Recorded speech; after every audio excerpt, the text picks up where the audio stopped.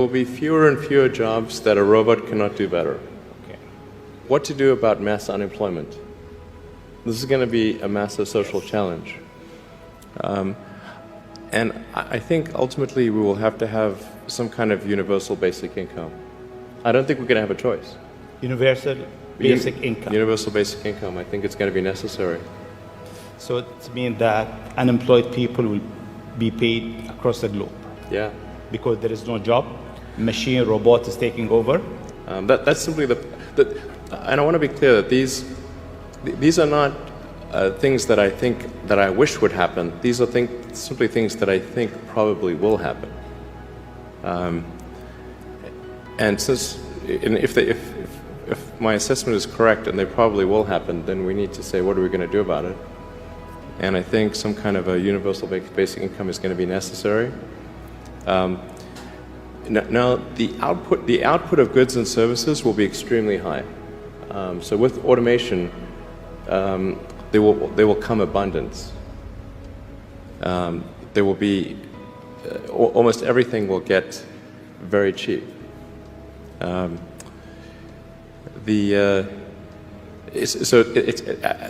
think I think we'll just end up doing a universal basic income. It's going to be necessary. The harder challenge, much harder challenge, is how do people then have meaning? Like a lot of people, they derive their meaning from their employment. So if you don't have, if you're not needed, if there's not a need for your labor, how do you? What's the meaning? Do you have meaning? Do you feel useless? That's a much harder problem to deal with. Let's look at, this is from the Daily Signal. Pelosi touts a universal basic income, and here's why it would be a bad idea for America. Look, see, it's May the 1st of 2020. She's touting it.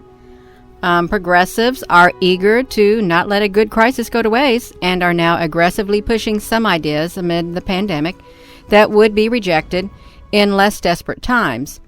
On April 27th of last year, House Speaker Nancy Pelosi suggested that it might be time for America to implement some kind of basic minimum income. Let's see what works, what is operational, and what needs attention, Pelosi from California said in an interview with MSNBC. Others have suggested a minimum income, a guaranteed income for people. Is that worthy of attention now? Perhaps so, because there are many more people than just in small businesses and hired by small businesses that may need some assistance as well. And we saw that. They gave out stimulus payments and all of that kind of stuff. So you can see this. They handed out equivalents. You got good money. When this started, if you were unemployed, you got that extra, what was it, $2,000? You were making around $4,000 a month, some people. So that was really good money. Let's look at something else. So let's look at this article from the Singularity Hub. Here are the results of the biggest universal basic income trial yet. You may say, well, I didn't know there was a basic income trial. Well, obviously there was. You look at this money's hanging up here with these clothespins on this clothesline. There was a trial. Okay, widespread job losses due to the coronavirus pandemic are leading to renewed interest in the idea of a universal basic income.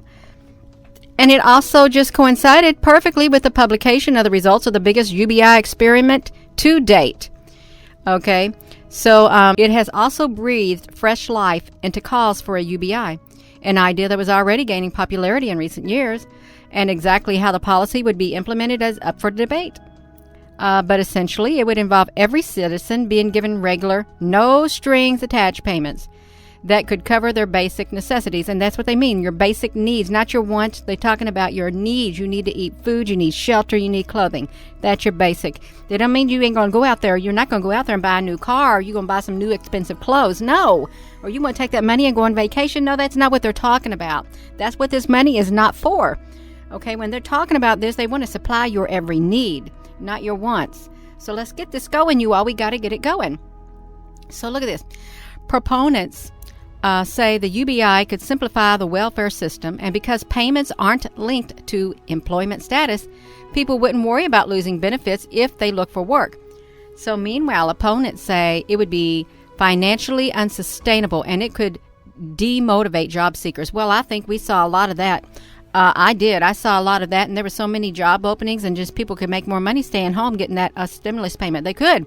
Why you want to go out and get a job when you're getting like $1,000 a month to stay at home? But with your unemployment and the stimulus payment, that's good money. We're going to go over here to the universal basic income policies and their potential for addressing health inequities.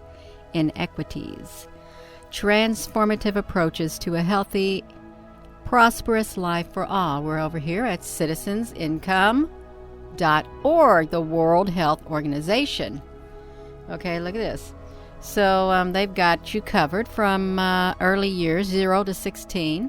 Young adults, 16 to 24. Working age is 24 to 64, and later life, 65 plus. So they've got this 70-page report that they've done, and you can look at it. If it'll load, you can look at it. Come on, why don't you want to load? Are you intentionally left blank? Okay, yeah, they are intentionally left blank. Okay, so they're going to do it. So this was produced 2019. You can see all reasonable precautions have been taken by the World Health Organization to verify the information contained in this publication. Okay, they've tried their best. Okay, they have. So look, they're going to explain UBI. They got shifts in the welfare state development. You may say, I didn't know there was a welfare state development. Well, there is. They got the role of a local government. And what is the role for who? The World Health Organization? We don't know. Look, you get the effects of taxes and benefits. You can have examples on the effect of social transfer on child poverty rates. So it's pretty, let's look at this. We'll just look at one, you all, because we don't need to make this long. We don't need to make this long at all. We don't. So let's see the shifts in the welfare state.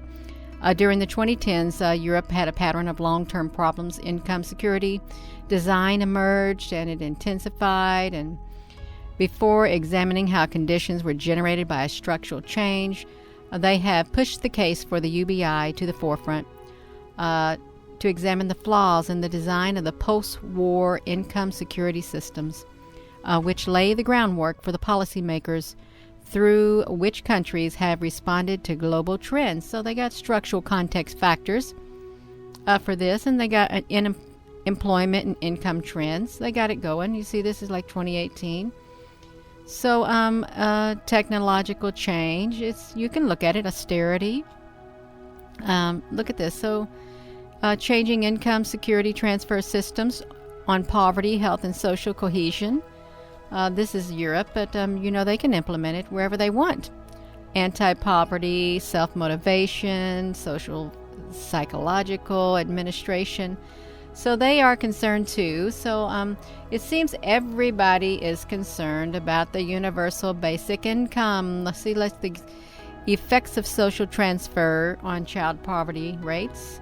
So, this isn't, I don't want to read it. But you can read it. You can come back up here and you can do citizenincome.org, the World Health Organization. You can do that, okay? Yeah, you go ahead and do that. We're going to listen to Mr. Musk speak about the universal basic income again. And with that being said, hello, wherever you are in any part of the world. Hello from my heart to yours. Thank you for watching this. Our world is changing. It is, and there's a lot going on behind the scenes that people don't even have a clue about.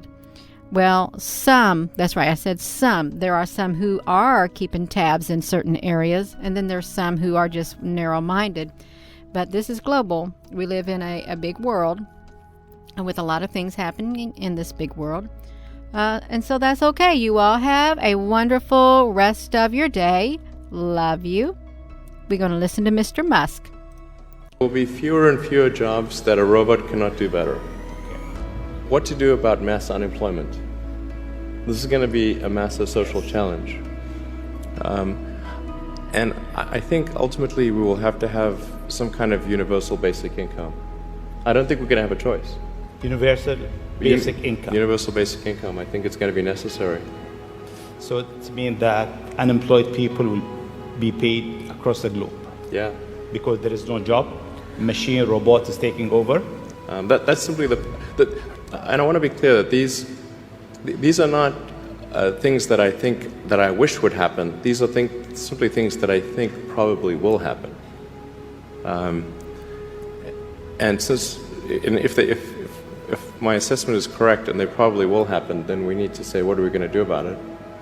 And I think some kind of a universal basic income is going to be necessary. Now, the output of goods and services will be extremely high. So with automation, there will come abundance. There will be almost everything will get very cheap. I